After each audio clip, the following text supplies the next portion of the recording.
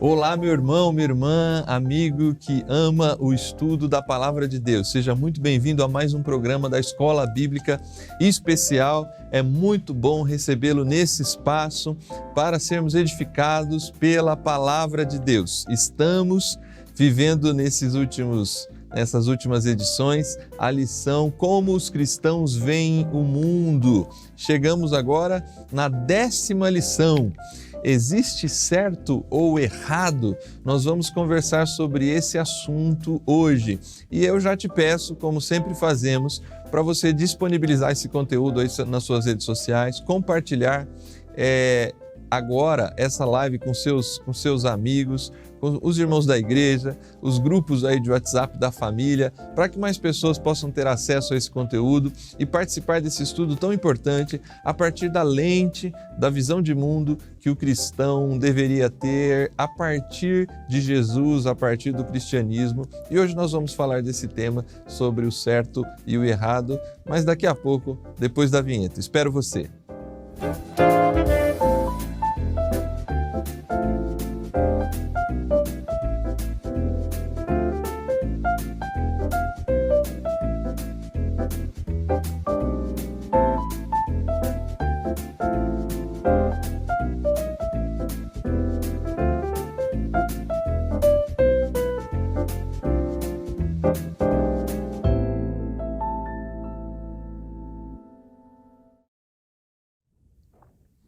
Muito bem, estamos de volta. Seja muito bem-vindo à Escola Bíblica Especial e nós estamos chegando ao 10º estudo da lição Como os Cristãos Veem o Mundo, estudos bíblicos sobre a cosmovisão cristã. E aí, existe certo ou errado?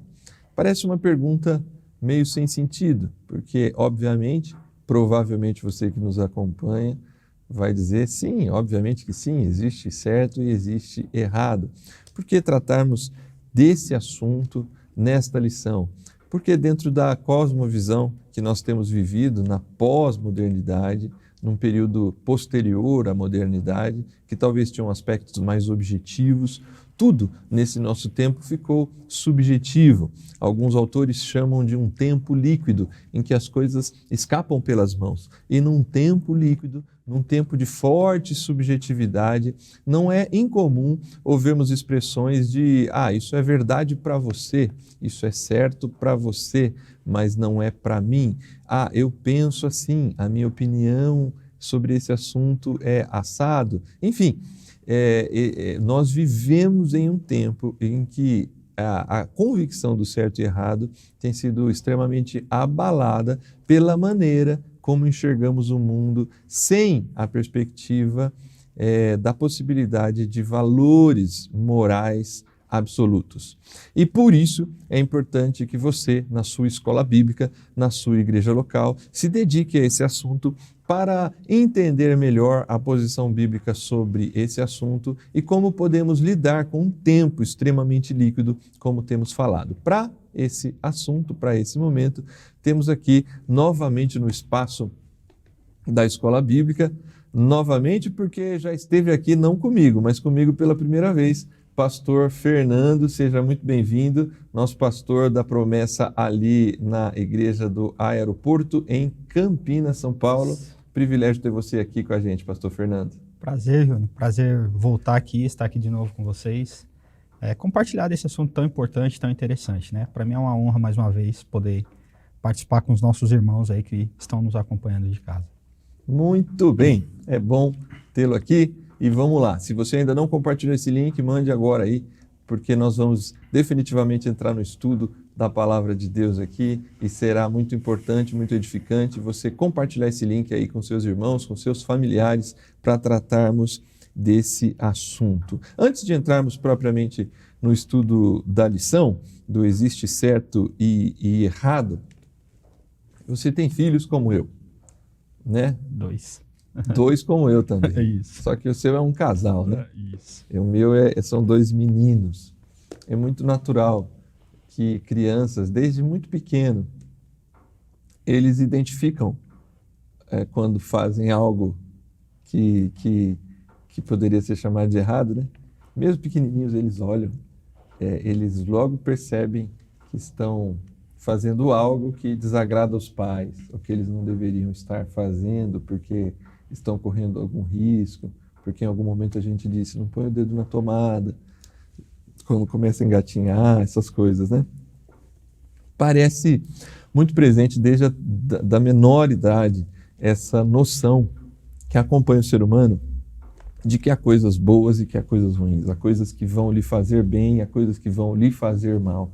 Talvez aqui reside a essência do certo e do errado, né? Aquilo que de alguma forma contribui, edifica, traz bondade para a vida humana e aquilo que vai ser prejudicial para o ser humano, né? Pegando o exemplo dos filhos que você citou, de alguma forma eles olham para a gente buscando a aprovação daquilo que estão fazendo. Exatamente. Né? Se a gente está de acordo com aquilo que ele está praticando ou não. E isso vem de pequeno, né? Mesmo pequenininho lá, às vezes a criança, quando está começando, ela vai dar um tapinha, você fala não, e ela cresce com essa questão do não, porque parece que ela tem dentro de si essa questão do certo e o errado, né?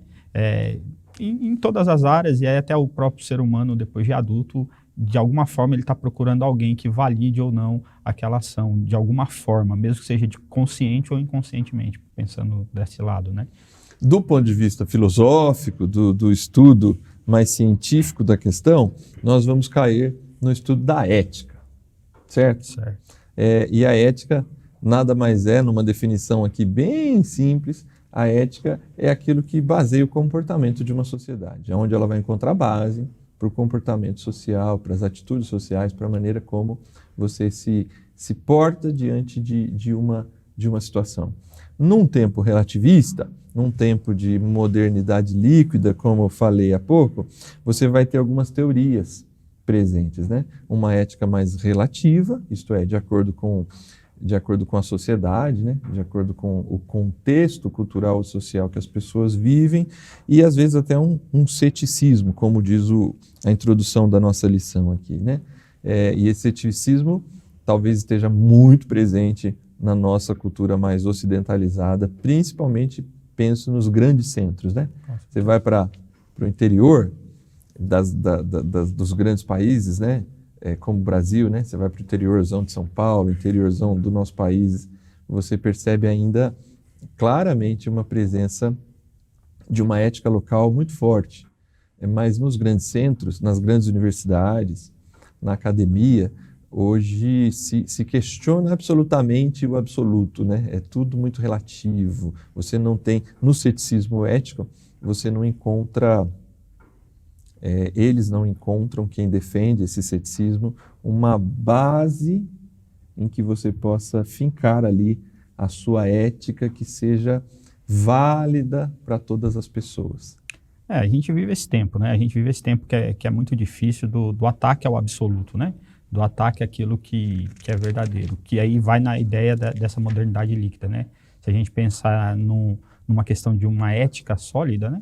E aí, por que estão também nos grandes centros, né?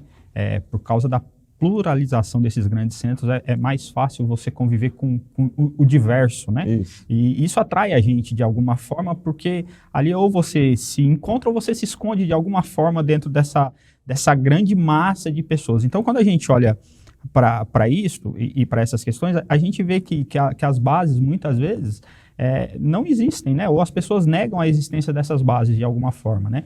Tratando de ética, né? E pensando dentro já dessa ética da cosmovisão cristã, é uma forma de as pessoas tentar viver a vida ignorando a existência dela de alguma forma. Sim. Né? Então, não é simplesmente uma opção, né? Não existe e fica mais fácil o discurso, talvez. Fernando, aqui então nós definitivamente entramos no olhar da visão de mundo cristã, a partir do que a gente poderia chamar de ética cristã, né? A primeira pergunta vai nesse sentido. De acordo com a Bíblia, existem valores morais válidos para todos os seres humanos, independente da época ou da cultura? O texto bíblico é o que está no texto base, inclusive, dessa lição, né? Até mesmo os gentios, que não têm a lei escrita, quando obedecem a ela instintivamente, mostram que conhecem a lei, mesmo não a tendo. Enfim, Vamos então definitivamente entrar aqui no estudo da lição. Existem valores morais válidos para todo ser humano em qualquer circunstância? Vale, existe, são válidos. A gente precisa, e aí a gente começa aqui então pela cosmovisão cristã, a gente defende aquilo que a criação a partir do Criador. Como a gente vem estudando desde do começo dessa série de estudos, né? Que a vida faz sentido a partir do Criador. Se a vida faz sentido a partir do Criador, a gente precisa entender que as nossas bases também de valores e a nossa ética moral, ela precisa ter uma base sólida para isso. E aí ela vem do Criador. E aí olhando para isso, não tem a ver como a gente está pensando aqui, não tem a ver com a cultura, não tem a ver com o país que você nasceu. Tem valores que são valores para todos nós, entendeu? O valor à vida, por exemplo, né? Pegando assim de forma bem... a vida é algo que é defendido por todos. E isso é um valor que vem, né? Que faz parte dos atributos comunicáveis de Deus, né? O amor ao próximo, tudo isso que faz... Ele compartilhou isso com o ser humano. Então, até mesmo aqueles que tentam negar a existência de Deus, têm isso dentro de si. Sim. Tem esses valores dentro de si. Então, quando a gente olha para isso, vale para todo ser humano isso? Vale. Vale para todo ser humano. Por mais que tenha algumas questões divergentes, e aí por causa do pecado, né, que vai trazer algumas questões que a gente vai talvez entrar em conflito, mas de forma geral todo mundo entende que o valor da vida é um valor primordial. Então, assim, esse é um dos aspectos, né, do sistema de valores que a gente for pensar, da ética cristã, que todos defendem, né? Então, que faz parte do conjunto, que vai formar a moral da pessoa, né? Podemos dizer assim. Você está falando, eu estou aqui tentando achar um ponto de contato numa sociedade como a nossa hoje, deturpada, caída, infelizmente corrompida pelo pecado, em que hoje a gente vive um tempo de profundo egoísmo, quase que uma idolatria da pessoa, uma egolatria, né, muito forte, cada um preocupado com si mesmo e com as suas coisas. Mas mesmo aí você encontra um senso de valor moral no interior dessa pessoa, por mais corrompida que esteja, porque o próprio senso de preservação individual, né, a pessoa não se preocupa com ninguém, não ama ao próximo, acha aquele tipo de frase, né? Ninguém se preocupa comigo, ninguém paga minhas contas. Cada um no seu quadrado. Cada um no seu quadrado, eu me preocupo comigo. Levado a esse extremo, obviamente que ela manifesta um aspecto da queda. Por outro lado, num outro olhar dessa mesma situação, o senso de preservação individual, ela já por que se preservar então? Por que preservar-se a si mesmo? Por que eu vou cuidar de mim, da minha saúde, da minha estética? Por que eu vou cuidar da maneira como me visto, da maneira como me comporto? Por que eu quero esse cuidado pessoal? Talvez porque instintivamente, como diz Romanos 2, né, existe no ser humano uma identificação de valor da humanidade, né? Valor próprio. Mesmo que seja expresso a partir do indivíduo unicamente, né? Isso. Mesmo que muitas vezes ele não esteja preocupado com o todo, mas ao demonstrar isso em relação a si mesmo, ele está mostrando que isso faz parte de uma concepção de valor. Isso. Que da onde vem, né, para esse indivíduo, né? É parte de algo que lá na criação foi compartilhado com ele, através do atributo de Deus, né? Então, assim, quando a gente pensa nisso, nesse atributo comunicável de Deus, a vida de alguma forma, o ato dele se amar, que a gente tem esse atributo de Deus, né, que ele compartilha com a gente amor, o fato dele se cuidar dessa forma, dele se preocupar consigo mesmo, é algo que faz parte dessa moral, que está relacionada a um Deus criador. Sim. Então, a gente olha para isso, mesmo que e aí o efeito do pecado, o dano todo do pecado faz com isso, né? Que o ser humano se torna egoísta, individualista, egocêntrico e tudo mais, mas ainda assim é capaz de ver. Ou algo assim ainda, ele vai ver que dentro de tudo aquilo que ele determina como regra de moral, em algum momento que ele acha que é válido, mesmo que ele ache que assim seja algo individual, a questão que não seja algo que é válido para todos os seres humanos, mas em alguma coisa, de alguma forma ele vai expressar isso. Em algum momento. Porque, de repente, assim, isso daqui, para ele, não é verdadeiro, é errado, tal, né? Não serve dentro da moral dele. Mas para com outra pessoa, numa outra situação, ele vai ver que algo diferente faz parte de um contexto geral de de ideia de valores que é para todo ser humano, né? Sim. Por mais que ele negue uma questão de valor, um aspecto de valor, outros aspectos ele vai entrar nessa área. E mesmo, assim, nesse momento, a gente não está nem discutindo que essas coisas possam ser manifestadas de maneira equivocada. Por exemplo, como um egoísmo exagerado, um amor a si próprio que chega a ser uma idolatria. Certo. Com certeza é uma manifestação do pecado, mas ainda assim há ali um senso de valor pessoal, né? Porque você citou o Criador, e obviamente quando a gente pensa em cosmovisão cristã, a gente precisa partir desse pressuposto sempre, né? Por isso as primeiras lições foram exatamente nesse sentido, né? Fundamentaram, né? Isso, de onde viemos, quem criou, como foi esse processo. É tudo o que a gente tem construído até aqui, né? Para que a gente chegue nessa parte aqui e fale, ó, se você tirar aquela base lá, isso daqui se perde. Isso, só faz sentido aqui com aquela base lá.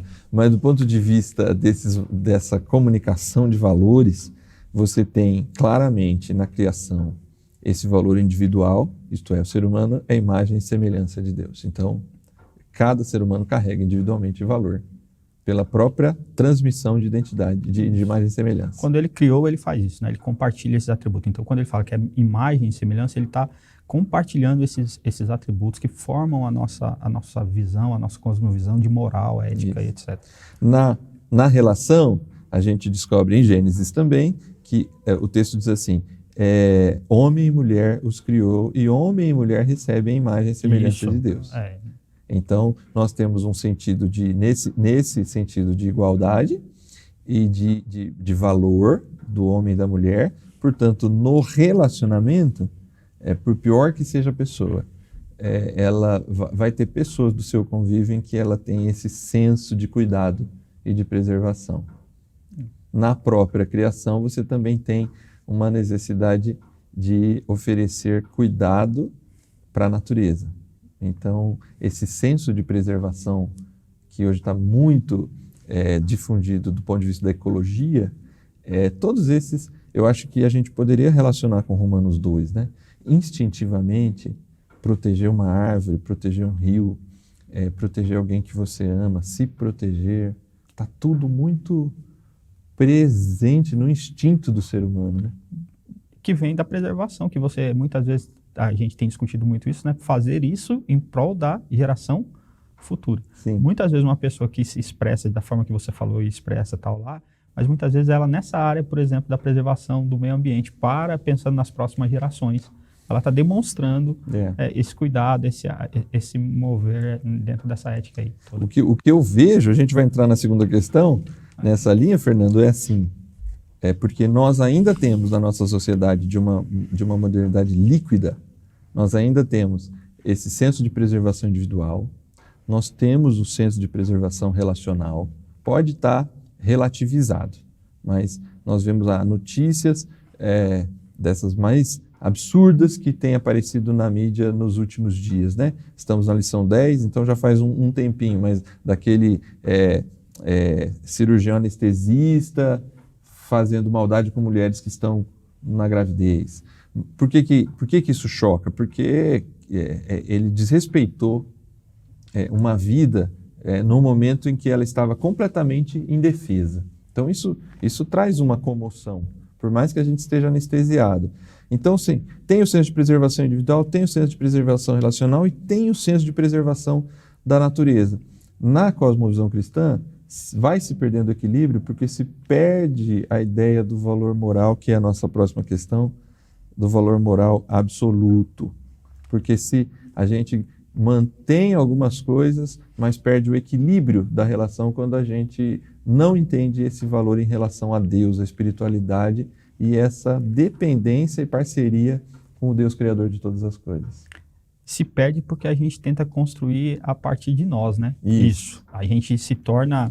E aí a gente tenta construir esse senso a partir daquilo que eu penso ou daquilo até que eu sinto, muitas vezes, né?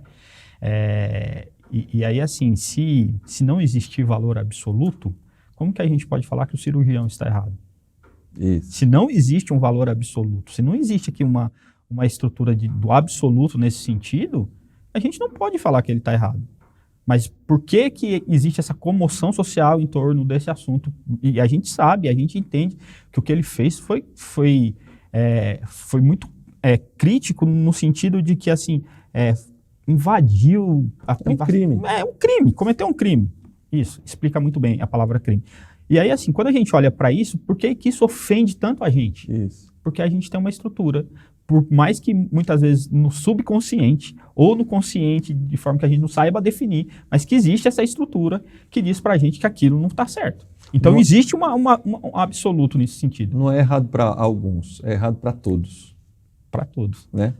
É difícil você encontrar alguém que, a não ser que tenha talvez a mesma índole dele lá, mas ainda assim é difícil. Vai falar, não, tá errado. Né? É certo ou errado? Existe certo ou errado?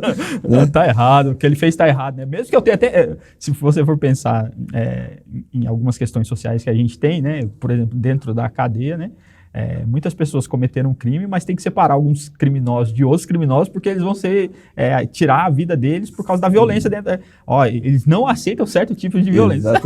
Exatamente. Contra as pessoas. Mulher, hoje em dia, é um tema, né, que está muito em pauta, né? Sim. E aí todo mundo entende que por causa que lá do Gênesis, né, Deus criou homem e mulher, deu valor às duas vidas da mesma forma. Isso. E hoje a gente tem esse instinto preservativo, né? Também tem que ser preservada a mulher. Mas ali a gente perde o equilíbrio quando você fala, porque assim, o Criador quis mostrar ali pra gente que assim, a vida humana tem valor.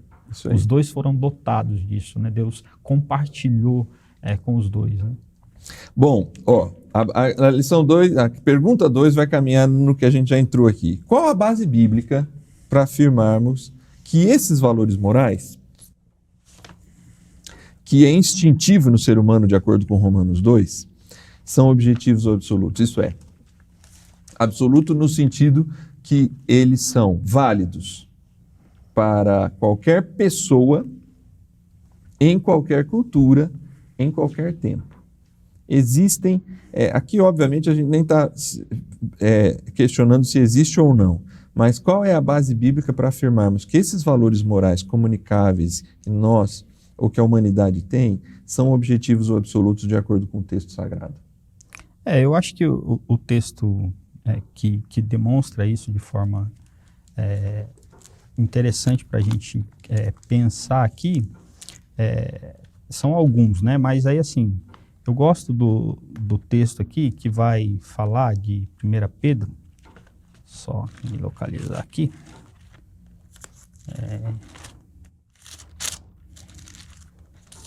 1 Pedro não fugiu da minha Bíblia, continua aqui. Ele vai estar aí. Está aqui. Eu gosto desse texto de 1 Pedro, né, que diz, pois vocês nasceram de novo, não para uma vida que pode ser destruída, mas para uma vida que durará para sempre, porque vem da eterna e viva palavra de Deus. Quando eu penso nessa questão que Deus está falando da importância da vida aqui, dentro dessa nossa discussão, Deus está falando que a gente foi chamado para algo diferente do que a gente tem vivido hoje, Júnior.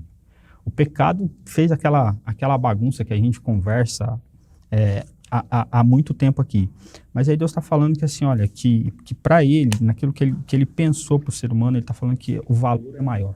Uhum. O ser humano é mais do que ele tem vivido.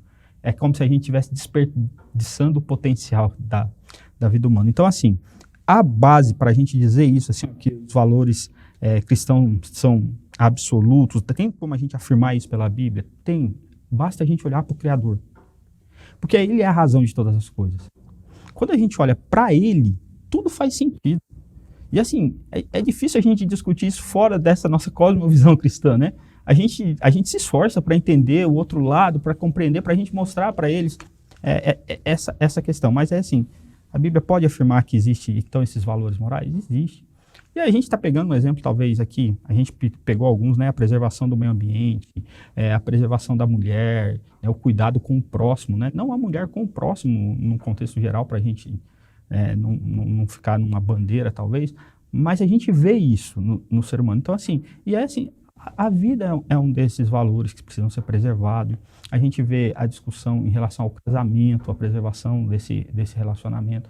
Então, tudo isso, quando a gente olha para isso, eu vejo que assim, que tem coisas que não se alteram com o tempo. Sim. não se altera com a sociedade. Não importa se eu nasci na China ou se eu nasci na Índia, onde eu nasci. Entendeu? São valores absolutos. São valores que precisam ser. Talvez, por causa da distorção que o pecado causou, a gente tenha divergências nesse meio de caminho. Mas, ainda assim, tem coisas que assim, não faz sentido lá. Se você pensar em crime, por exemplo, como a gente citou aqui atrás, tiraram uma vida aqui, tiraram uma vida no Japão, tiraram uma vida nos Estados Unidos, a sentença mas ninguém concorda com isso. Não tire a vida, né? Sim. Do outro. A própria ideia desse caráter de Deus revelado nas Escrituras, talvez de uma forma extremamente objetiva também, nos próprios 10 mandamentos, né? Também está lá, né? Você tem valores ali que são universais, né? Se a gente se concentrar naqueles que, pensando do ponto de vista ético, né, na relação humana, né? O respeito ao pai e à mãe, o não matarás, o não adulterarás, o não furtarás, o não lesar a vida do outro. Todas essas coisas são instintivas.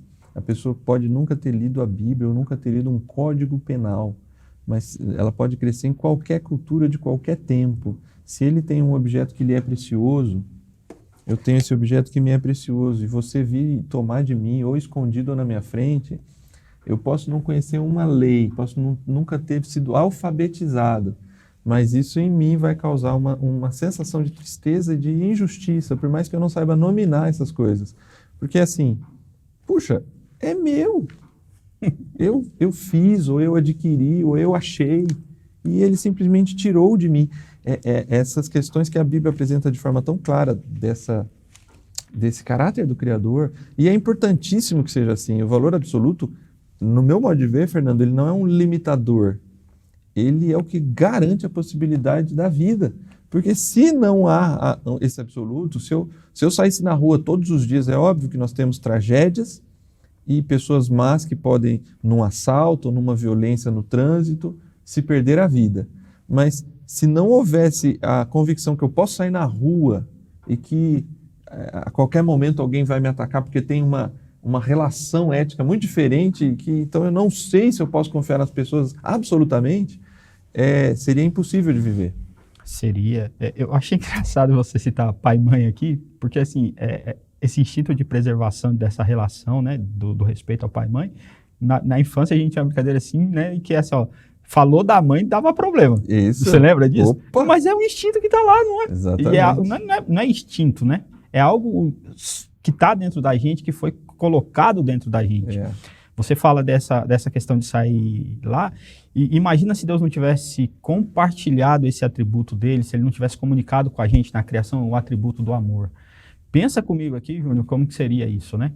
Então, assim, a vida humana perde o sentido porque, assim, você não tem segurança para sair. E aí, ele não é limitador, ele é expansivo, né? Exatamente. Porque é isso para todo mundo. Isso. Entendeu? Então, assim, você é capaz de pegar aqui um avião e ir para um outro país sabendo que você vai descer naquele aeroporto e você vai ser respeitado como ser humano de uma forma. Por quê? Porque compreende que a tua vida lá também tem importância, tem valor. Isso. Porque está parte do código do compartilhar de Deus isso com a gente. Deus compartilhou isso com a gente, então a gente vive dessa forma, né? Claro que as tragédias existem, Isso. Claro que a maldade que o pecado trouxe está presente no mundo, a gente não pode também negligenciar isso, mas por trás de tudo isso tem Deus também nessa questão. Então, quando eu vejo isso, eu acho que a ideia assim, de que Deus, ao compartilhar tudo isso, ele convidar a gente para isso, né? Olha, vocês têm algo aqui que vai durar para sempre. A ideia da eternidade também presente na criação, né? Sim. Entendeu? Já traz essa noção do que o Criador pensou para a gente, né? A gente vai ter que fazer um rápido intervalo, mas eu gostaria só de citar, assim, estudamos lá atrás um pouco de cosmologia, né? De onde veio o universo, e a gente falou de alguns cientistas, e só é possível a gente estudar cientificamente o universo, só começa um estudo científico moderno do universo, porque o universo tem uma lógica. Isto oxigênio é oxigênio aqui e é oxigênio lá na China. Isso. O comportamento da água, do ponto de vista de sólido, líquido e gasoso, acontece lá como acontece aqui. O movimento de rotação e translação, essas coisas são lógicas. Então, assim, A própria criação oferece condições para se estudar, porque se a água aqui se comportasse de um jeito e lá de outro, você teria essa relativização do estudo científico. Um seria aqui e outro lá, mas é absoluto. Isso vale também para a criação do ser humano e desse valor da ética, né? São valores absolutos que garantem a possibilidade de que todos nós estamos no mesmo barco, na mesma direção. O pecado é um intruso nesse processo. Traz a discórdia nesse barco. Exatamente. Irmãos, vamos fazer um rápido intervalo, a gente já volta para continuar esse estudo aqui com as próximas 2 questões. Fique aí e se não convidou ainda, convide aí seus amigos para estar junto com a gente, a sua igreja local, para a gente assistir e compartilhar o restante desse estudo. A gente volta daqui a pouco.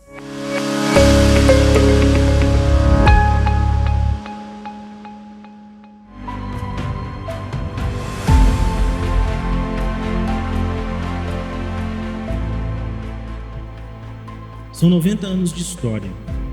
Nesses 90 anos, nós sempre sonhamos em ter um lugar onde pudéssemos planejar novos projetos e sonhar novos sonhos. Um lugar onde fosse possível formar missionários e pastores engajados na missão. Um lugar onde o povo promessista pudesse chamar de seu. Não imaginávamos que em um período tão difícil fosse possível alcançar esse sonho. Mas Deus realiza milagres.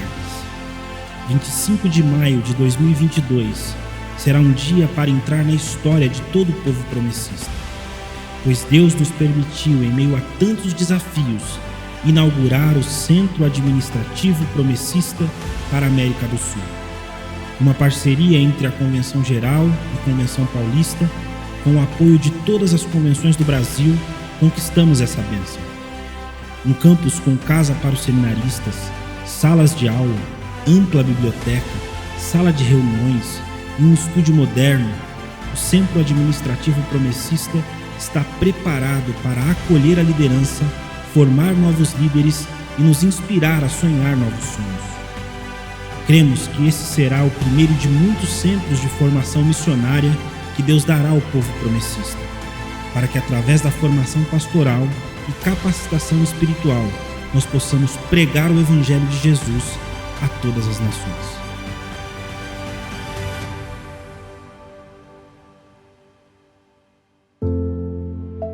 Nós cremos que Ele chamará pessoas de todas as tribos, línguas e nações da terra. E a Igreja Adventista da Promessa, brevemente, estará em todos os continentes. Um dia os céus do mundo serão diferentes, porque o povo adventista da promessa vai alcançar os confins da terra.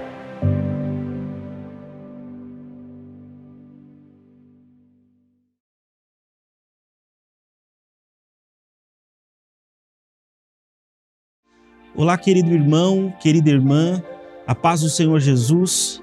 Eu sou o pastor Felipe, diretor da TV Viva a Promessa, e hoje eu estou aqui para compartilhar uma grande novidade com todos vocês. A TV Viva a Promessa, em parceria com a Editora Promessa, está envolvida em um projeto de plantação de uma nova igreja adventista da Promessa na Convenção Norte do país. Nós estamos unindo forças, porque nós acreditamos que a missão da igreja é alcançar pessoas, e nós fazemos isso através da plantação de novas igrejas, da distribuição de literatura cristã e de uma comunicação relevante. Como você pode nos ajudar? Tem pelo menos 2 maneiras. Primeiro, acessando o site editorapromessa.com.br e adquirindo o mais novo lançamento da editora, o Batismo no Espírito Santo, capacitação para testemunhar. Todo o valor arrecadado com a venda desse livro será direcionado para a plantação de uma nova igreja. Exatamente isso. Todo o valor arrecadado será direcionado para uma plantação de uma nova igreja. Além disso, você pode nos ajudar se tornando um amigo da missão. Através dos Amigos da Missão, nós ajudamos a manter alguns projetos sociais na Agência Humanitária Brasil e também investimos na manutenção e na ampliação da TV Viva a Promessa. E assim nós levamos a palavra de Jesus a mais pessoas através da internet. E também engajamos o maior número de promessistas na missão de anunciar o Evangelho de Jesus. E aí, nós podemos contar com você? Eu tenho certeza que sim. Acesse agora editorapromessa.com.br ou amigosdamissão.org e seja você também um missionário. Um forte abraço e Deus te abençoe.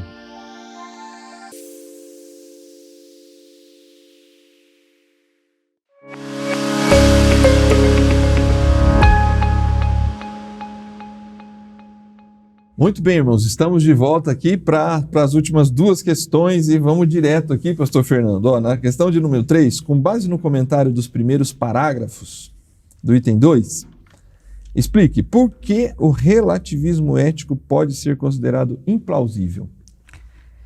Ele pode ser considerado implausível porque quando a gente olha para a questão do relativismo, se eu pegar o relativismo e colocar assim, olha, que algo é uma verdade sua e tem valor para você, e se eu aplicar isso em outro lugar e perde seu valor, se torna tudo relativo. Então, por exemplo, deixa eu tentar ser claro aqui, didático também. Pensa aqui na guerra da Rússia e da Ucrânia. Uhum. Vamos pegar que é atual, né? Já está demorando um tempo para acabar, mas é atual, né? Pensando nisso, assim, teve alguns países que não se posicionaram, mas a maioria dos países se posicionaram no sentido de que discordam do que está acontecendo lá. Por quê? Não só pela questão política, mas por causa das vidas que está se perdendo naquele lugar, por causa da guerra e tudo mais. Quando a gente olha para isso e a gente vê o ser humano mandando ajuda humanitária para socorrer as pessoas da Ucrânia e tudo mais, a gente vê que nessa questão do ser humano agir dessa forma, tem ali a presença ética universal da preservação da vida. A gente vê a ação disso, tem. Então assim, porque senão a gente ia falar assim, a Rússia não está errada e a Ucrânia fica com seus problemas lá com a Rússia. Mas quando a gente olha para isso aqui, ela deixa de ser considerada plausível porque a gente vai colocar isso em xeque, a gente vai questionar ela nesse sentido, falar assim, não, isso daqui não é plausível. Isso que você está dizendo, o relativismo ético, olha, não pode ser dessa forma. Você não pode falar que é algo socialmente, vamos pensar em sociedade, né? Aqui para você não é aplicável. Por quê? Porque tem esses valores que estão por trás. Então, quando eu pego como exemplo a questão da Rússia, eu vejo aqui uma comunicação dessa ética que a gente comentou lá no começo, né? Que é uma ética universal, que é para todos, né? A vida, por exemplo, todos discordam do que está acontecendo, ou a maioria discordam do que está acontecendo ali entre Ucrânia e Rússia. Por quê? Porque tem um princípio por trás desse ético. Sim. Entendeu? Muito bem. Juntando porque eu acho que essas duas questões estão relacionadas com a questão de número 4. Num aspecto, a gente está olhando aqui para essas... Na verdade, estamos olhando para essas teorias éticas, né? Uma delas, talvez, esse relativismo. Nesse ceticismo dos valores absolutos, é onde entra a questão 4, né?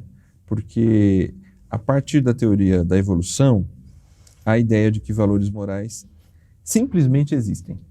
Isto é, como se fosse algo natural, orgânico da própria evolução, por conta dos primatas, dos animais, os sensos de preservação da vida, inclusive evolucionistas vão ligar ao fato de que lá o homem das cavernas tinha que se proteger do dinossauro, dos grandes animais. Então esse senso de preservação da vida não está ligado ao Criador, está ligado a essas questões evolutivas que o ser humano carrega na transmissão do seu DNA por conta dessas questões, né? Por que nós cristãos rejeitamos essa proposta, entendendo que essa teoria não consegue oferecer fundamento para uma moral de uma sociedade que precisa preservar a vida quando viaja para outro país, que precisa se preocupar com a Ucrânia, que precisa se preocupar com as mulheres, com as minorias, enfim? Porque aí, Júnior, a gente está falando de comportamento em si, e não de uma consciência moral. Então, vamos pegar lá, partindo dessa ideia da evolução, e até por isso o autor da lição traz isso, né? Que eles vão defender que assim, olha, o homem começa a viver em bando porque ele observa os animais que vivem em bando e com isso eles passam a ter maior chance de sobrevivência. Então é mais difícil, se eu me defender sozinho do dinossauro é mais difícil, mas se eu estiver no coletivo me defendendo do dinossauro, vai ser mais fácil preservar isso. Se a gente olhar para essa questão, se for a partir da evolução, pensando que eles estavam observando o comportamento coletivo de alguns animais, a gente precisa olhar também que esses mesmos animais, eles abandonavam animais que estavam prestes a morrer por alguma questão, ou que já nascem com algum defeito, e aí abandonavam. Isso é comportamento do bando. Como o ser humano, em algum momento, por causa do pecado, tentou repetir isso, mas quando a gente olha para isso, a gente não concorda. Por quê? Porque isso não é comportamento, isso não tem a ver com comportamento, mas tem com a consciência moral. Eu não posso abandonar o outro ser humano à própria sorte se ele tem alguma dificuldade. Então, assim, uma mãe não abandona um filho que nasceu com uma deficiência. Uhum. A gente não abandona, por mais que esteja passando por dificuldade, com a idade avançada, na maioria, e aí eu não vou aqui taxar de fato, porque a gente sabe que o pecado destruiu o ser humano, e aí é capaz de a gente ver o ser humano abandonar outro, largar, mas você não deixa uma pessoa, porque é idosa, a própria sorte no caminho em questões. Por quê? Porque isso faz parte da sua consciência moral, não do seu comportamento coletivo. Uhum. Entendeu? Então, quando a gente olha para essa questão de comportamento moral, né, do seu comportamento em relação a isso, faria todo sentido, pensando no bem do grupo, falar assim, ó, vai dar muito trabalho carregar isso daqui, mas a gente continua carregando, porque a gente sabe que é certo ajudar o outro ser humano. Por quê? Porque faz parte daquilo que Deus compartilhou com a gente.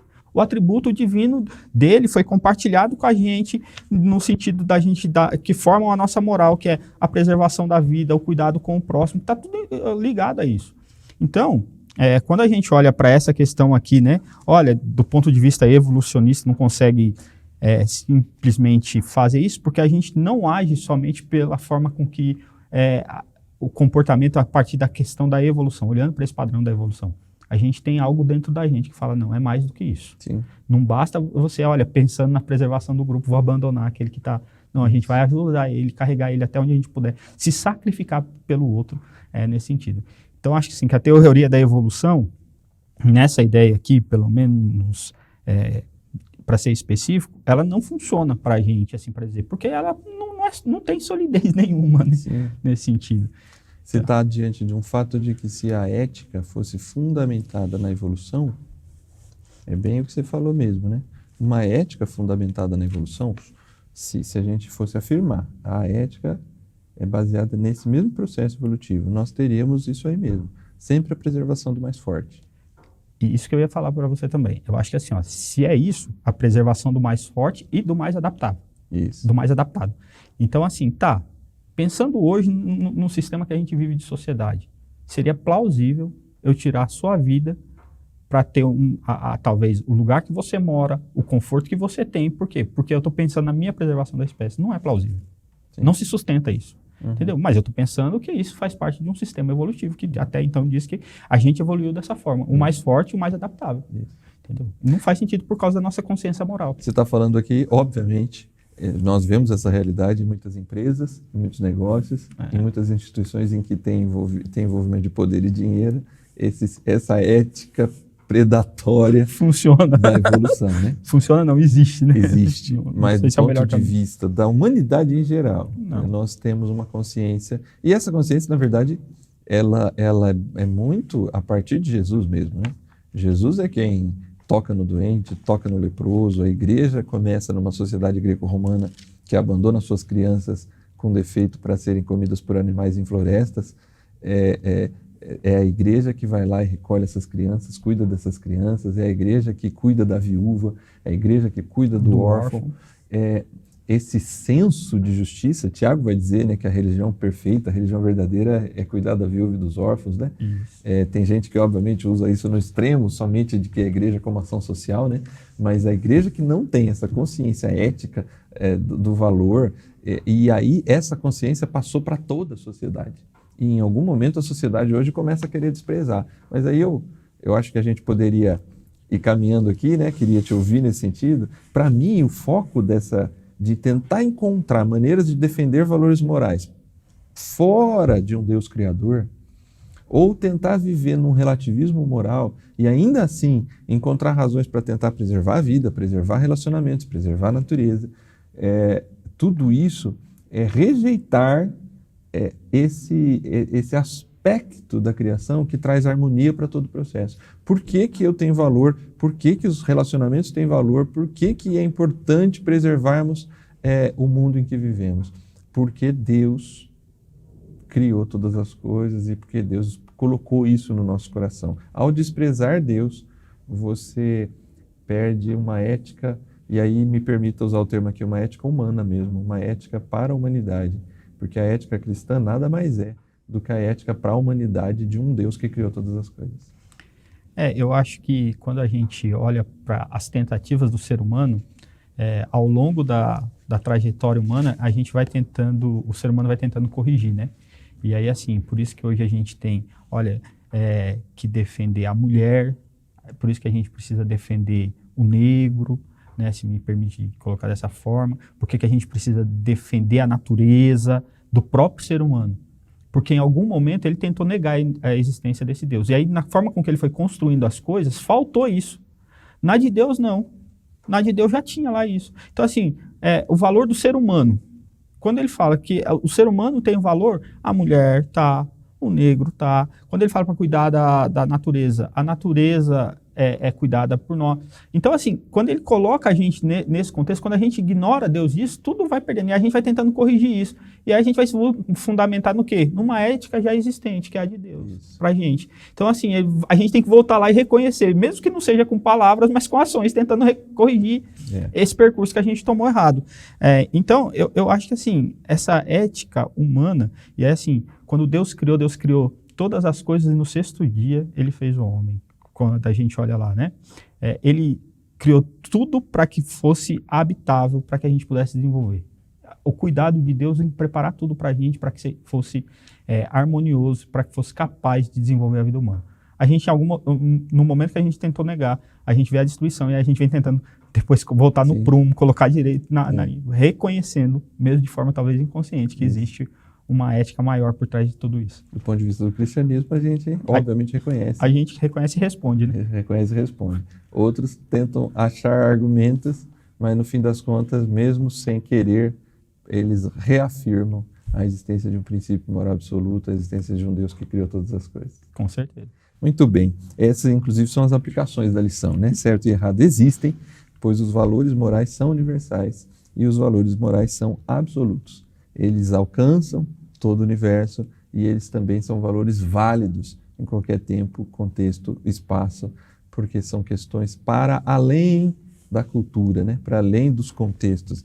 São coisas dos atributos comunicáveis de Deus, da maneira como ele decidiu desenhar toda a criação. E como ele quis demonstrar que a gente o reconhecesse em todas as coisas criadas, né? Ele comunicou isso para que a gente olhasse e falasse, não é possível que isso daqui veio do nada. Sim. Não é possível que a mente humana foi Os céus manifestam a glória de Deus. Muito bem, pastor Fernando, te agradeço aí do papo, foi muito importante, agradeço você, meu irmão, minha irmã que estão nos acompanhando. Para a gente encerrar, deixe sua última palavra aí de incentivo para os nossos irmãos depois desse estudo e faça a oração final. Júnior, muito obrigado por estar aqui, um prazer dividir esse espaço com você, esse momento. Eu acho que vale muito a pena a gente, como cristão, se posicionar em relação a isso. Eu acho que essa lição ela desafia a gente a isso, a se posicionar como cristão, defendendo um Deus criador acima de todas as coisas. E defender, além das palavras, no dia a dia, na prática, de forma com que a gente se relaciona com o outro, demonstrando, né, isso, porque a gente está revelando Deus para as outras pessoas dessa forma. Então, eu acho que olhar para um estudo como esse do certo e errado, mais do que ter um discurso nisso, é ter uma prática saudável nesse sentido. E eu acho que é isso que a lição busca despertar na gente, né? Se a gente até aqui não fez, que a gente procure fazer de acordo com essa cosmovisão cristã. Amém. Vamos orar? Pai, a gente te agradece por esse momento, a gente te agradece por esse estudo, que ao chegar em cada um dos nossos lares, Pai, a hora que a gente tiver o contato com esse conteúdo, que seja para honra e glória do Teu nome. E que o Senhor venha demonstrar o Teu cuidado para com toda a humanidade, Pai, em nome de Jesus. Amém. Amém. Obrigado, Fernando. Obrigado você que nos acompanha. Foi um privilégio ter você junto com a gente, ter você toda semana aqui com a gente. Semana que vem nós voltamos com o estudo da lição de número 11 e a gente espera você. Deus te abençoe.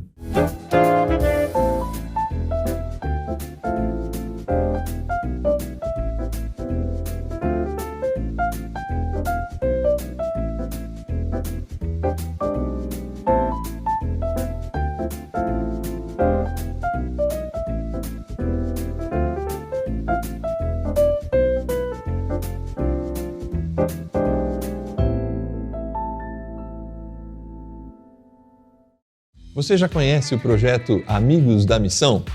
É muito importante você que tem acompanhado a programação da TV Viva Promessa conhecer se você ainda não ouviu falar sobre o Amigos da Missão. Esse projeto, ele tem a intenção de que você seja um amigo da missão, contribuindo e ajudando a programação da TV Viva Promessa, e também a sua contribuição vai nos ajudar a partir da agência humanitária, em projetos humanitários no Brasil e em todo o mundo. Então, é fácil, você faz o seguinte, acessa amigosdamissão.org e lá você vai ver as diversas maneiras que você tem para contribuir com esse projeto. E vai ser muito legal ter você como mais um amigo da missão. Então vai lá, rapidinho, entra agora e contribua com esse projeto que quer levar o Evangelho e levar a solidariedade para tantas pessoas.